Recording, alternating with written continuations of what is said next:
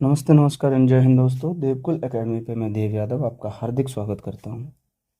उम्मीद करता हूँ आप सभी मस्त एंड ज़बरदस्त होंगे और बेहतरीन तरीके से अपनी पढ़ाई में लगे हुए।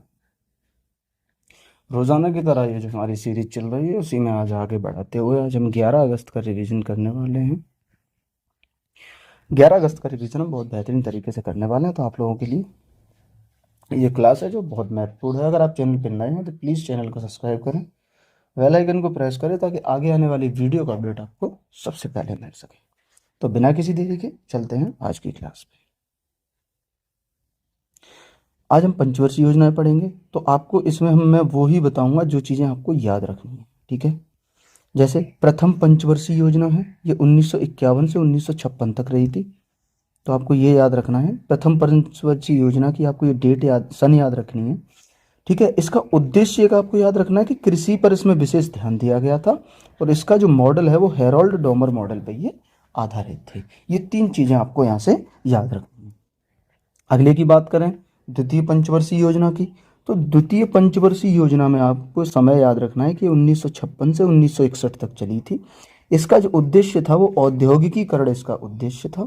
वहीं इसका जो मॉडल है वो महालनोबिस मॉडल पर आधारित थी। इसमें आपको ये भी याद रखना है कि इस पे भारी उद्योग और इस्पात संयंत्र पे जोर दिया गया था, तो इसके लिए ये महत्वपूर्ण है। तो ये सारे के सारे पॉइंट आपको याद रखने हैं।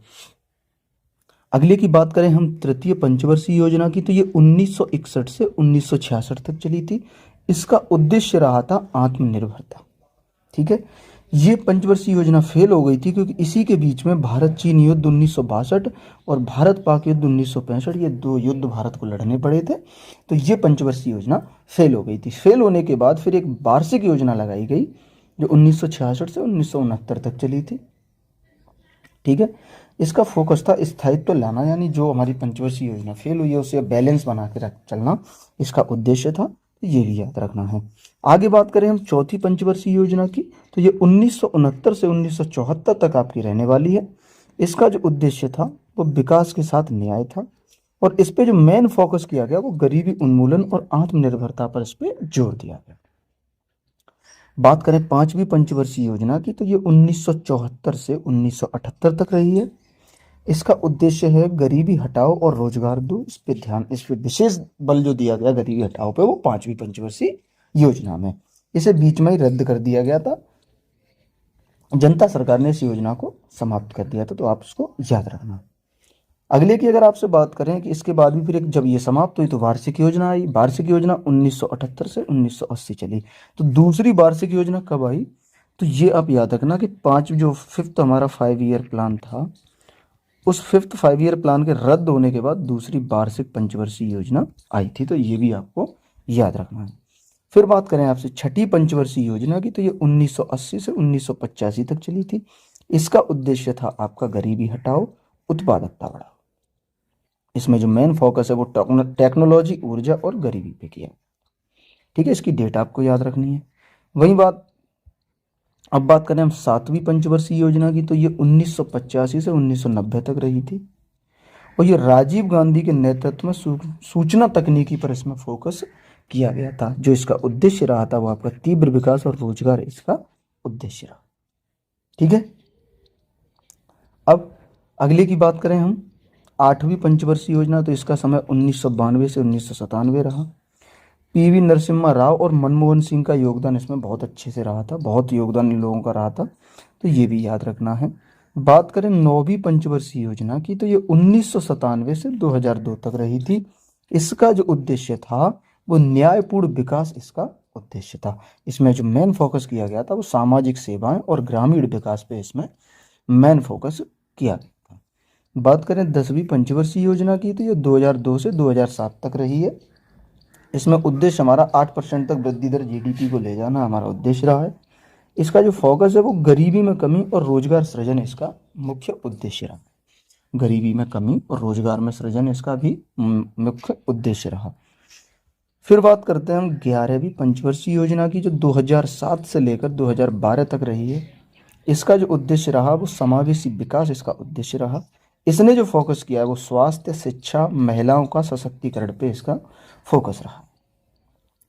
अंतिम हमारी 12वीं पंचवर्षीय योजना, ये 2012 से 2017 तक रही है। इसका उद्देश्य रहा है तेज, टिकाऊ और समावेशी विकास। यह भारत की अंतिम पंचवर्षीय योजना थी। तो आपसे अगर पूछ ले भारत की अंतिम पंचवर्षीय योजना कौन सी थी, तो वो आपकी 12वीं पंचवर्षीय योजना थी। क्योंकि 2015 में नीति आयोग आ गया था, नीति आयोग की स्थापना योजना आयोग को समाप्त करके 2015 में कर दी गई थी, तो इसलिए ये भारत की अंतिम पंचवर्षीय योजना थी। ठीक है, तो ये रहा आज का हमारा गायत्री मंत्र। अब चलिए हम आज की क्लास पे चलते। WHO ने किसे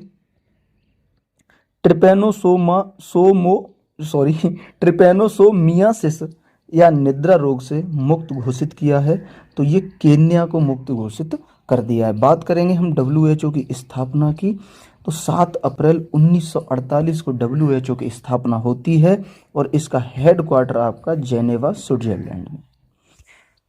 भारतीय वायुसेना किस देश में आयोजित बहुराष्ट्रीय डेजर्ट फ्लैग 10 अभ्यास में शामिल हुई है? तो UAE में आयोजित डेजर्ट फ्लैग 10 अभ्यास में भारतीय सेना शामिल हुई है। बात करें भारतीय कृषि अनुसंधान परिषद ICAR का महानिदेशक किसे नियुक्त किया गया है? तो ये मांगीलाल जाट को इसका महानिदेशक नियुक्त किया गया है। अगले प्रश्न की बात करें, अमेरिकी राष्ट्रपति ट्रंप की मध्यस्थता में किन देशों के बीच ऐतिहासिक शांति समझौता हुआ है? तो ये अजरबैजान और आर्मेनिया के बीच शांति समझौता हुआ है। अमेरिकी राष्ट्रपति ट्रंप की मध्यस्थता में जो एक ऐतिहासिक समझौता हुआ वो अजरबैजान और आर्मेनिया के बीच हुआ है। बात करें रोमन कैथोलिक चर्च के प्रमुख पोप फ्रांसिस का 88 वर्ष की आयु में निधन हुआ है। इनका संबंध किस देश से है? तो ये पोप फ्रांसिस अर्जेंटीना के रहने वाले थे। दुनिया का पहला मानव मूत्रा से प्रत्यारोपण कहाँ हुआ है? तो इसका USA में ये हुआ है, दुनिया का पहला मानव मूत्रा से प्रत्यारोपण। मृत घोषित याला ग्लेशियर कहाँ स्थित है? तो ये तुम्हारा नेपाल में स्थित है, जो पूर्णतः सूख चुका है, इसलिए इसे मृत घोषित कर दिया गया है।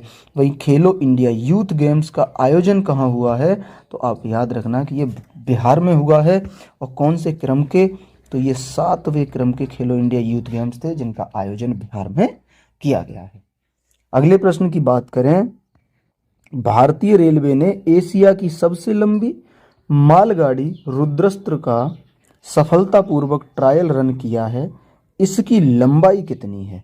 तो इसकी जो लंबाई है वो 4.5 किलोमीटर लंबाई है इसकी, और ये एशिया की सबसे लंबी मालगाड़ी रुद्रस्त्र का सफलतापूर्वक ट्रायल रन किया गया है। बात करें भारत का पहला प्रोटोटाइप फास्ट ब्रीडर रिएक्टर कहाँ प्रारंभ होगा? तो ये आपका कलपक्कम तमिलनाडु में प्रारंभ होगा। कहाँ पे? कलपक्कम तमिलनाडु में इसको प्रारंभ किया जाएगा। भारत का सबसे बड़ा विश्व स्तरीय क्रूज टर्मिनल कहाँ प्रारंभ हुआ है? तो ये आपका महाराष्ट्र में प्रारंभ हुआ है। वहीं हल्के रंग की हल्दी की किस्म IISR सूर्या किसने विकसित की? तो ये कोझिकोड ने विकसित की है, ये भी आपको याद रखना है। बात करें विश्व के पहले थोरियम मोल्टेन साल्ट परमाणु रिएक्टर को किस देश ने प्रारंभ किया है?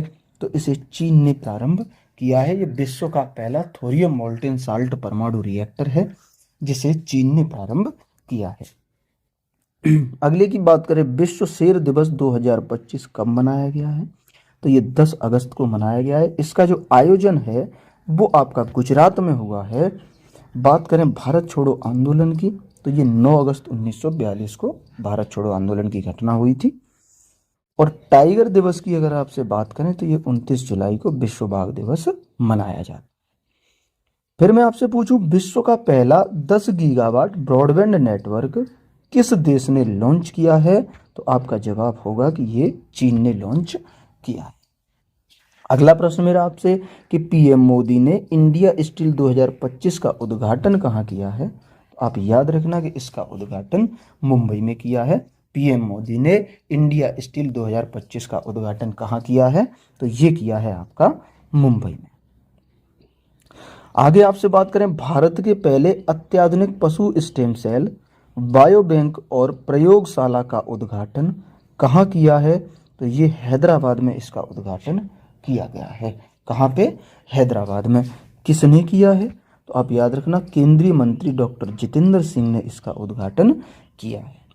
वही राष्ट्रीय पशु प्रौद्योगिकी संस्थान की अगर आपसे बात करें तो ये हैदराबाद में राष्ट्रीय पशु प्रौद्योगिकी संस्थान स्थित है। ये राष्ट्रीय हल्दी बोर्ड की स्थापना आप मुझे बताओ, तो ये निजामाबाद तेलंगाना में राष्ट्रीय हल्दी बोर्ड की स्थापना हुई है। अगला प्रश्न है आपसे कि एशिया में लेवल 5 कार्बन मान्यता प्राप्त करने वाला पहला एयरपोर्ट कौन सा है? तो ये बेंगलुरु एयरपोर्ट है जो एशिया में लेवल 5 कार्बन मान्यता प्राप्त करने वाला पहला एयरपोर्ट बना है। अगले प्रश्न की बात करें कि किस स्मॉल फाइनेंस बैंक को यूनिवर्सल बैंक बनने के लिए आरबीआई से मंजूरी मिली है? तो ये एयू स्मॉल फाइनेंस बैंक को मंजूरी मिली है। बात करें एयू स्मॉल फाइनेंस बैंक का हेडक्वार्टर, तो ये जयपुर राजस्थान में इसका हेडक्वार्टर है। इसकी जो स्थापना है वो 1996 में इसकी स्थापना होती है और वर्तमान में जो इसके हेड हैं वो आपके संजय अग्रवाल वर्तमान में इसके हैं। आपसे बात करें चर्चा में रहे सचेत ऐप का संबंध किससे है? प्राकृतिक आपदा से संबंधित ये एप्लीकेशन है। वहीं केंद्र सरकार ने भारत का पहला एआई भाषा मॉडल तैयार करने के लिए किसका चयन किया है? तो ये सर्वम एआई का चयन किया है केंद्र सरकार ने भारत का पहला एआई भाषा मॉडल तैयार करने के लिए। अगले प्रश्न की बात करें कि प्रथम अम्मा सम्मान दिवस के अवसर पर नारी अदालत, आमा सुविधा घर और आमा सशक्तिकरण योजना का शुभारंभ किसने किया है? तो ये सिक्किम ने इसका शुभारंभ किया है। सिक्किम आपका राज्य कब बना, अगर ये पूछ ले तो 36वें संविधान संशोधन 1975 के द्वारा सिक्किम भारत का एक राज्य बना था। फिर आपसे बात करें कि सीबीआई ने किस ऑपरेशन के तहत अंतर्राष्ट्रीय ऑनलाइन बाल यौन शोषण नेटवर्क को ध्वस्त किया है? तो ऑपरेशन हॉक के तहत इसे ध्वस्त किया है। वहीं प्रवाह पोर्टल का संबंध अगर आपसे पूछ ले तो ये आरबीआई से संबंधित है प्रवाह पोर्टल। भारत की पहली एआई संचालित रियल टाइम वन चेतावनी प्रणाली किस राज्य ने प्रारंभ की है? तो ये आपकी मध्य प्रदेश ने प्रारंभ की है भारत की पहली एआई संचालित रियल टाइम चेतावनी प्रणाली। अगले प्रश्न की आपसे बात करें कि हाल ही में सीमा पार से मादक पदार्थों की तस्करी पर अंकुश लगाने के लिए बाज अख ड्रोन रोधी प्रणाली किसने तैनात की है? तो ये पंजाब ने तैनात की है बाज अख ड्रोन प्रणाली। बात करें प्रेस फ्रीडम इंडेक्स में भारत की रैंक 151वीं। भ्रष्टाचार में अगर रैंक पूछे तो आप 96 याद रखेंगे और वहीं एसडीजी में भारत की रैंक पूछे तो 99 एसडीजी में भारत की रैंक है।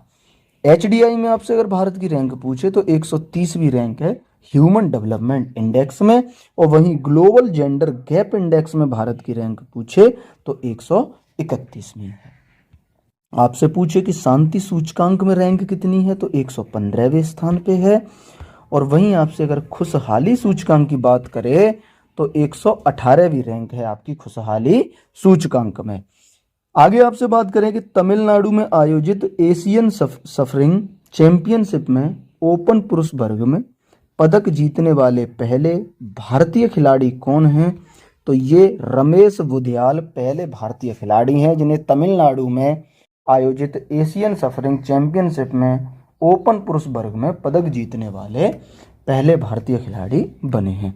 बात करें पद्म श्री से सम्मानित योग साधक बाबा शिवानंद का 128 वर्ष की आयु में कहाँ निधन हुआ है? तो वाराणसी में इनका निधन हुआ है 128 वर्ष की आयु में। आपसे पूछे बिम्स्टेक की स्थापना तो ये 1997 में बिम्स्टेक की स्थापना हुई थी और इसका हेडक्वार्टर आपका ढाका में है। तो बिम्स्टेक की स्थापना 1997 में होती है और बिम्स्टेक का हेडक्वार्टर आपका ढाका में है।